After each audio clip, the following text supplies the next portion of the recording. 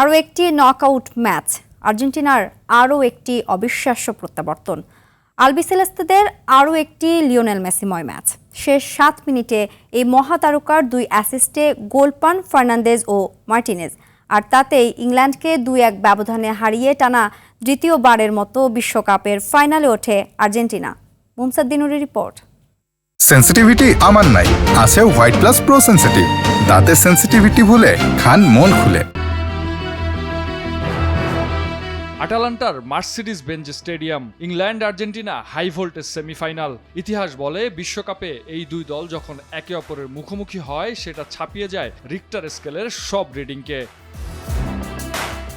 এ ম্যাচও তার ব্যতিক্রম ছিল না। ম্যাচের প্রথমার্ধে একের পর এক হার্ড ট্যাকেল, ফাউলে বোঝার উপায় ছিল না মাঠে ফুটবল ম্যাচ হচ্ছে নাকি রেসলিং। প্রথমার্ধ শেষে দুই দলের মোট ফাউলের সংখ্যা 19, আর্জেন্টিনার 12 আর ইংল্যান্ডের 7। প্রথম 45 মিনিটে দু দলের কেউই লক্ষ্যে কোনো শট নিতে পারেনি, দুই কিপারকেও দিতে হয়নি বড় কোনো পরীক্ষা। তাতে গোলশূন্য সমতায় শেষ হয় প্রথমার্ধ। তবে ম্যাচের সবটুকু উত্তাপ জমা ছিল দ্বিতীয়ার্ধের জন্য। 55তম মিনিটে অ্যান্থনি গর্ডনের দারুণ গোলে লিড নেয় ইংল্যান্ড। 60 বছর পর ফাইনালে ওঠার স্বপ্নে বিভোর ইংলিশরা।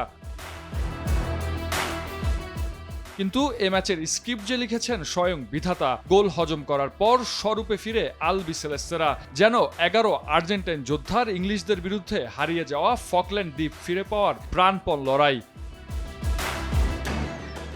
85তম মিনিটে জাদুকর মেসির জাদুকরী অ্যাসিস্ট, বুলেট গতির শটে গোল করেন এনজো ফার্নান্দেজ। সমতায় ফেরে স্কালোনির দল, গ্যালারিতে গগন বিদারী চিৎকার।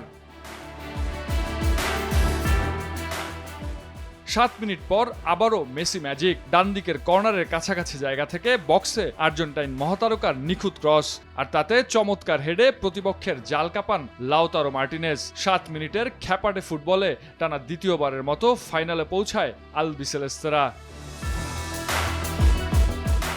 মুমসাদ দিনুরি, RTV।